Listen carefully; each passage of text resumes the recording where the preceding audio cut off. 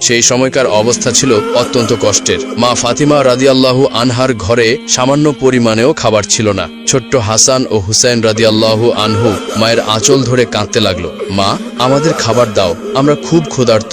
অন্যদিকে একই সময়ে কুলসুমের ঘরে আনন্দ উৎসবের আয়োজন চলছিল।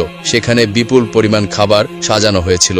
আরবের বড় বড় ধনী ব্যক্তি, ব্যবসায়ী ও তাদের পরিবার সেখানে অংশগ্রহণ করেছিল। সে মহা দাওয়াতে প্রিয় নবী সাল্লাল্লাহু আলাইহি ওয়াসাল্লামও কুলসুমের বাড়িতে উপস্থিত হয়েছিলেন। তারপর কুলসুম নবী করিম সাল্লাল্লাহু আলাইহি ওয়াসাল্লামকে সালাম দিয়ে বললেন, হে আল্লাহর প্রেরিত রাসূল, হে আমার পিতা, আপনি এসেছেন, আমি অনেক খুশি হয়েছি। আপনি এখানে বসুন। আমরা অনেকেই জানি, আবার অনেকেই জানি না, কুলসুম ছিলেন ধন সম্পত্তির দিক থেকে অনেকটাই স্বাবলম্বী। পক্ষান্তরে মা ফাতেমা ছিলেন অত্যন্ত গরিব, কিন্তু অত্যন্ত গরিব হলেও তিনি দ্বীন প্রচার এবং ঈমান আমলের দিক থেকে ছিলেন অটল। কেনই বা থাকবেন না? মা ফাতেমা হলেন জান্নাতের সর্দারিনী। তিনি জান্নাতুল ফিরদাউসে সকল জান্নাতি নারীদের প্রতিনিধিত্ব করবেন। কুলসুমের বাড়িতে বিভিন্ন রকমের খাবারের আয়োজন হতে লাগলো। মহানবী সাল্লাল্লাহু আলাইহি ওয়াসাল্লাম বললেন, মা কুলসুম, তুমি তো সবাইকে এখানে আমন্ত্রণ জানিয়েছ, সবাইকেই আমি দেখতে পাচ্ছি। শহরের বিভিন্ন লোক এখানে এসেছে তোমার মেজবানে অংশগ্রহণ করার জন্য। সবাই নিশ্চয়ই ভালো মন্দ খাবার খেয়ে এখান থেকে যাবে। নিঃসন্দেহে অনেক সুন্দর এবং ভালো একটি আয়োজন করেছ তুমি। মা কুলসুম, তুমি কাকে কাকে এখানে আমন্ত্রণ জানিয়েছ? কুলসুম বললেন, হে আমার পিতা, হে আল্লাহর রাসূল, আমি আমার মেজবানে এই শহরের ধনাঢ্য সবাইকে আমন্ত্রণ জানিয়েছি। আব্বাজান, শহরের সকল পণ্ডিত জ্ঞানীদের এখানে আমন্ত্রণ জানিয়েছি। নবী করিম সাল্লাল্লাহু আলাইহি ওয়াসাল্লাম বললেন, তুমি সবাইকে এখানে আমন্ত্রণ করেছ, কিন্তু একজনকে তুমি আমন্ত্রণ করনি। কুলসুম তখন বললেন, কে বাবা, কাকে আমি আমন্ত্রণ করিনি? নবী করিম সাল্লাল্লাহু আলাইহি ওয়াসাল্লাম বললেন, সেটা তো তোমার অজানা হওয়ার কথা নয়, সে তো তোমার রক্তের সম্পর্ক, তোমার আপন বোন ফাতিমা। কুলসুম একটু চুপ হয়ে রইলেন। ফাতেমাকে সে ইচ্ছা করেই আমন্ত্রণ করেনি, কারণ ফাতেমা ছিল অনেকটাই গরিব, তার পোশাক আশাক ভালো ছিল না। কুলসুম ভেবেছিল ফাতিমা যদি এই অনুষ্ঠানে আসে তাহলে তার মান সম্মানে হানি ঘটবে, তাই তিনি তাকে আমন্ত্রণ করেননি। এদিকে কুলসুম যখন অনেক বড় মেজবানের আয়োজন করলো, ভালো ভালো কোরমা পোলাওয়ের আয়োজন করলো, মা ফাতেমারই আপন বোন কুলসুম শহরের সবাইকে আমন্ত্রণ করে খাওয়াচ্ছেন, তখন পক্ষান্তরে একবেলা খেতেও পারছিল না মা ফাতেমা এবং তার দুই সন্তান হাসান এবং হোসেন ক্ষুধার জ্বালায় কাতরাচ্ছিল এবং তারা বলছিল, মা আমাদের খুবই ক্ষুধা লেগেছে, আমরা আর ক্ষুধার জ্বালা সহ্য করতে পারছি না, তুমি আমাদেরকে কিছু খাবার দাও। মা ফাতেমার চোখ থেকে অজস্র ধারায় পানি ঝরছিল এবং তিনি আল্লাহর কাছে বলছিলেন, হে আল্লাহ, আমার ঘরে তো কোনো খাবার নেই, কোনো দিরহামও নেই, এই মাসুম বাচ্চার মুখে আমি কি তুলে দিব? এখন আমি না হয় ক্ষুধার জ্বালা সহ্য করতে পারছি, কিন্তু এই মাসুম বাচ্চা দুটো ক্ষুধার জ্বালা সহ্য করতে পারছে না। মা ফাতেমার কান্নায় আল্লাহর আরশ কেঁপে উঠল।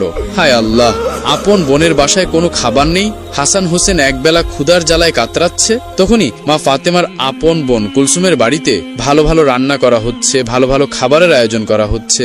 মেজবানে অনেক মানুষ এসেছে, অনেক মানুষই দাওয়াত পেয়েছে, কিন্তু গরিব বলে মা ফাতেমাকেই দাওয়াত দিল না তার আপন বোন কুলসুম।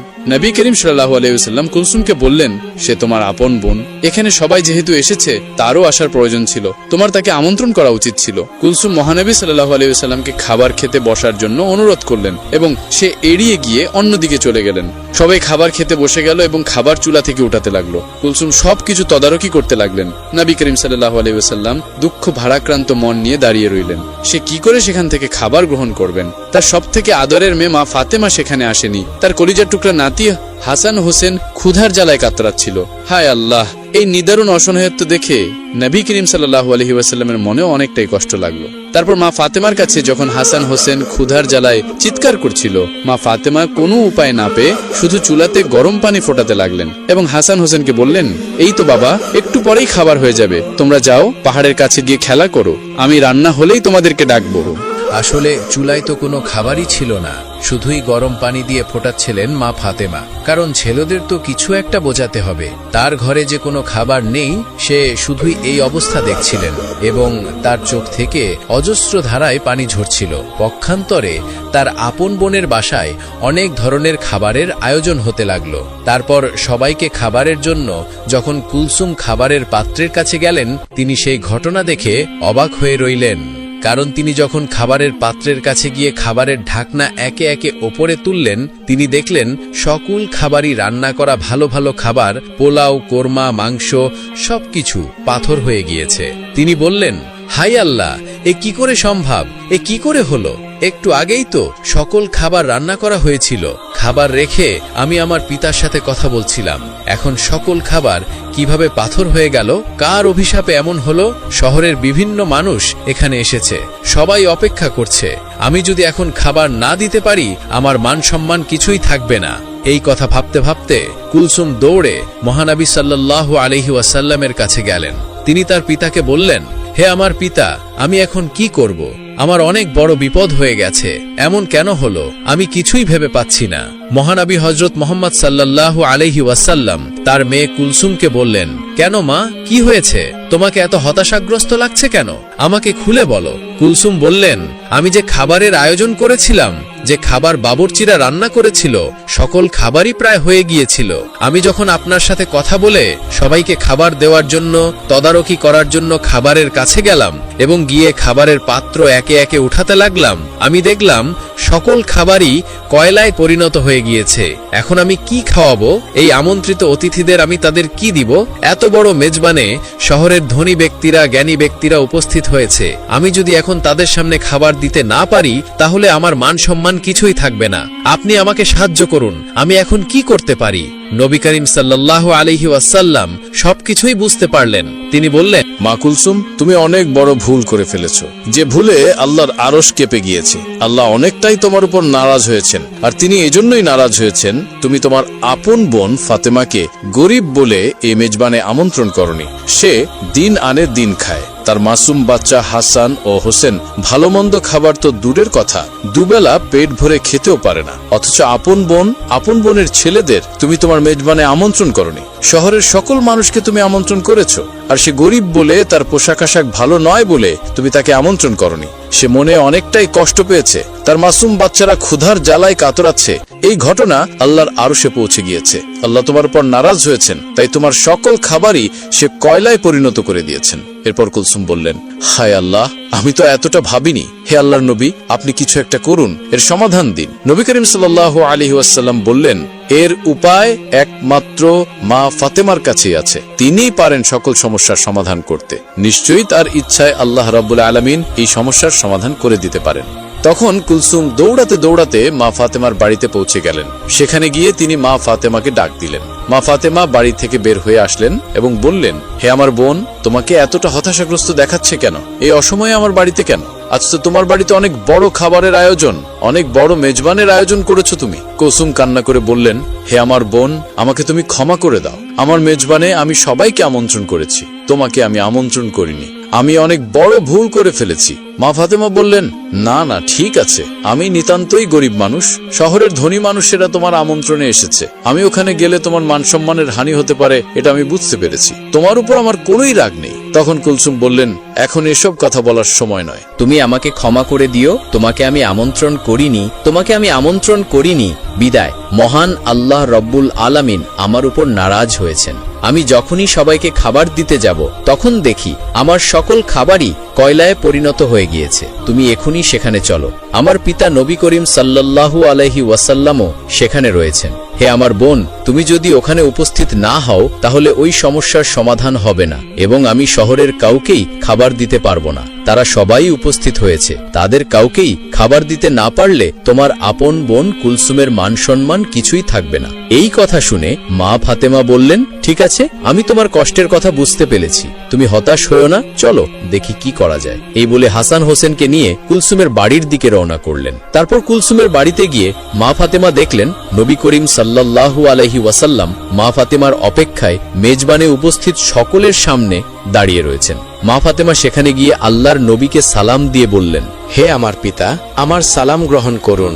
মহানবী হযরত মুহাম্মদ সাল্লাল্লাহু আলাইহি ওয়াসাল্লাম মা ফাতেমার সালামের উত্তর দিয়ে বললেন, মা ফাতেমা, তুমি এসেছো, আমি তোমারই অপেক্ষায় ছিলাম। মা ফাতেমা বললেন, হ্যাঁ বাবা, আমি এসেছি। কুলসুম আমার বাড়িতে গিয়েছিল আমাকে ডাকতে, ওই আমাকে নিয়ে আসলো। নবী করিম সাল্লাল্লাহু আলাইহি ওয়াসাল্লাম বললেন, হ্যাঁ, তোমার বোনের অনেক বড় বিপদ, সে একটি ভুল করে ফেলেছে। আমি নিজেও জানি তার এই কাজটি করা ঠিক হয়নি। মহান আল্লাহ রব্বুল আলামিন তোমার কষ্টে তিনিও ব্যথিত হয়েছেন। তোমার বোন কুলসুম একটি ভুল করে ফেলেছে। সে তোমাকে আমন্ত্রণ করেনি, সে অহংকারের বশে একটি পাপ করে ফেলেছে। আল্লাহ রব্বুল আলামিন তোমার দুঃখ কষ্ট দেখে তিনিও নারাজ হয়েছেন। আজকের এই মেজবানে শহরের গণ্যমান্য ব্যক্তিরা উপস্থিত হয়েছে। তোমার বোনের এখানে তারা আজকে দুপুরে আহার গ্রহণ করবে, কিন্তু তারা কি করে খাবে? মেজবানের জন্য যে সকল খাবার রান্না করা হয়েছিল সে সকল খাবার কয়লায় পরিণত হয়ে গিয়েছে। এই কথা শুনে মা ফাতেমা অবাক হয়ে বললেন, আমি তো আমার বোনকে কখনোই অভিশাপ দিইনি, এমনটি কেন হলো? মহানবী হজরত মুহাম্মদ সাল্লাল্লাহু আলাইহি ওয়াসাল্লাম বললেন, মা ফাতেমা, তুমি অভিশাপ দাওনি, অভিশাপের প্রয়োজন পড়েনি, কিন্তু হাসান হোসেনের ক্ষুধার যন্ত্রণা মা হিসেবে তোমার আহাজারি আল্লাহ রব্বুল আলামিনের আরশকেও কাঁপিয়ে দিয়েছে। তাই এই মেজবানে যে সকল খাবার রান্না করা হয়েছিল তার হুকুমে সকল খাবারই কয়লা হয়ে গিয়েছে। এখন তোমার বোন অনেকটাই চিন্তায় পড়ে গেছে যে এত সব আমন্ত্রিত অতিথিদের যদি সে খাবার দিতে না পারে তাহলে তার মান সম্মান কিছুই থাকবে না। মা ফাতেমা বললেন, হে আল্লাহর প্রেরিত রাসূল, হে আমার পিতা, আমার এখন কি করণীয় রয়েছে? নবী করিম সাল্লাল্লাহু আলাইহি ওয়াসাল্লাম বললেন, তুমি যদি মন থেকে কুলসুমকে ক্ষমা করো এবং আল্লাহর দরবারে দোয়া করো, হয়তোবা আল্লাহ এর সমাধান করে দিবেন। তখন মা ফাতেমা বললেন, ঠিক আছে বাবা, আমি যাচ্ছি। এই বলে যেখানে খাবার রান্না করা হচ্ছিল, যেখানে সকল খাবার কয়লা হয়ে গিয়েছিল, কুলসুমকে নিয়ে সেই জায়গায় গেলেন।